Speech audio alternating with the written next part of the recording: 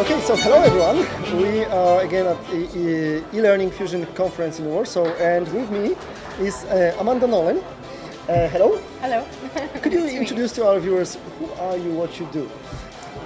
Okay, so I'm a digital learning transformation strategist, and what I do is I advise learning leaders in big companies, organizations that are trying to digitally transform their learning organizations.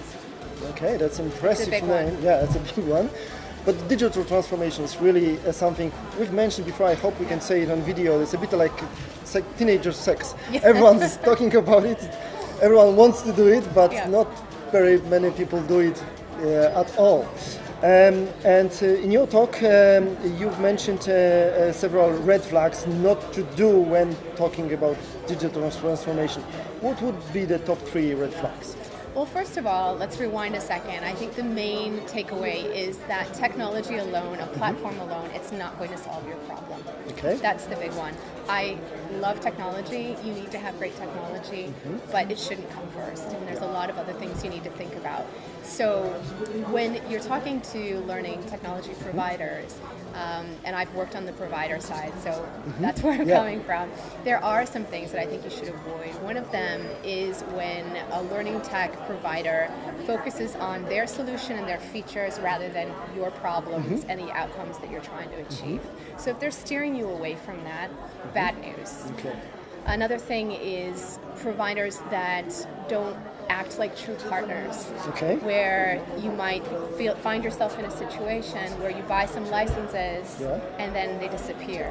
You want partners. Yeah. You want partners that will be there with you to help build a business case, to help you with implementation, with your learner engagement strategy, and to demonstrate real value. And when I mean value, I'm talking not just about logins to the platform, but actual impact for the organization. Yeah. Okay, how do you go about making sure that you're choosing the right partner? Well, I definitely would encourage people to check their references and not just wait for the vendor to give you a list of 3 people to call, because typically they cherry pick, and so they know that those will give them glowing references. But if you ask through your network, you go through LinkedIn and reach out yourself, you might hear a different story. Yeah. Well, I'm glad you said that, because I'm pretty confident in the word of mouth that's going around about our company. But relying on 3 selected clients that they provide you is not a good strategy, is it? It's better to check and yourself and ask around. Okay, and let's imagine that we have people who has attended this conference and their heads are full of ideas how things should be, how we should go about the digital transformation. But they need to convince the board about some changes, about the investments and all that. How should they go about that? I think there's 2 things. One, make sure to use data, because like my partner Lori Niles likes to say, that's your superpower.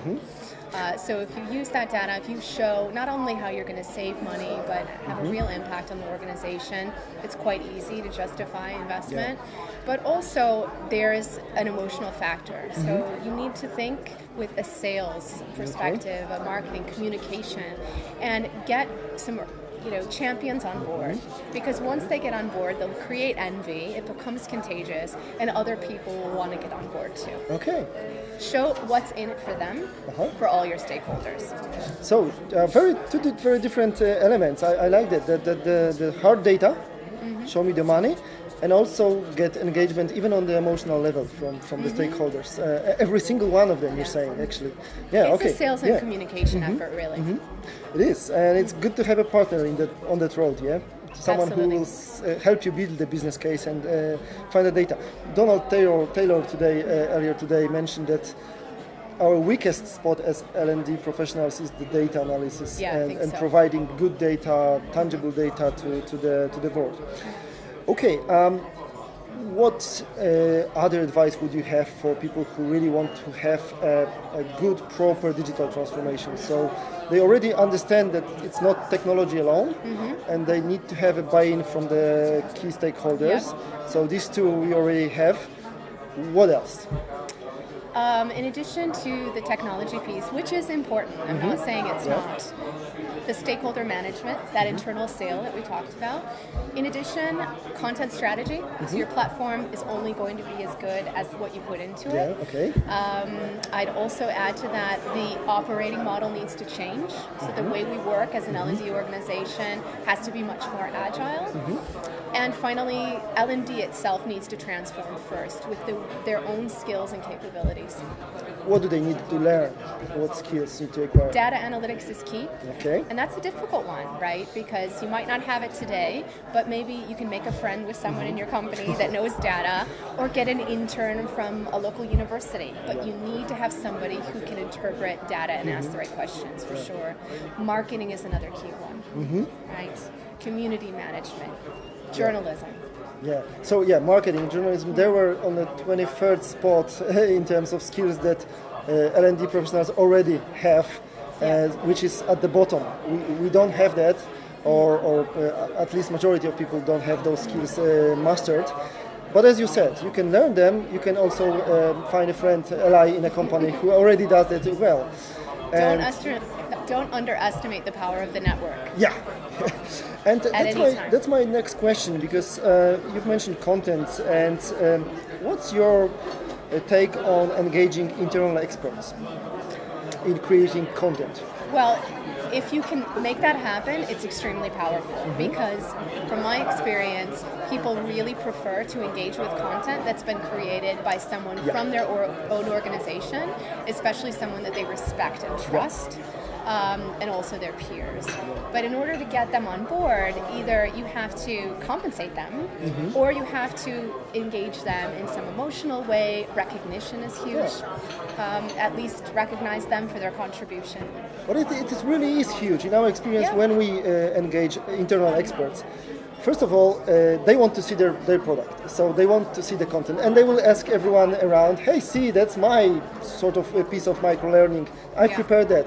So already we have ambassadors. And if we engage several of them, then we already have a crowd in the company that is willing and to engage with that content, and then it spreads from them, if it's good. Yeah, and another thing I would add, that it's, a lot of companies that I work with start with the top-down approach, and they say, okay, you're an expert, you're an expert, you're an expert. I need you to help with this learning project that we have. And that tends not to work very well, because either A, those people aren't truly the experts, or B, they really don't want to be involved in the project. Yeah. So if you can look for perhaps. more of a bottom-up approach, where naturally your experts emerge, and the people that want to share what they know, that tends to work a lot better. We tend to believe that people are camera shy, for example. They don't want to share that.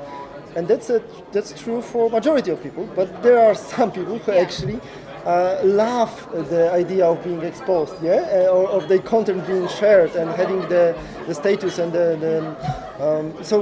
find those people, I guess.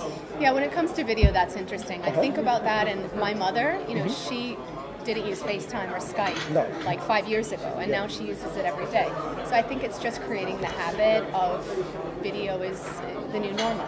I love that you've mentioned it, because one of the things about digital transformation is that people tend to say, oh, the millennials are coming. They've already been there a long time, by the way. The Gen Z is coming. Oh, don't start with the whole generation thing. Yeah, and everyone says that's for them. We need to transform because of them.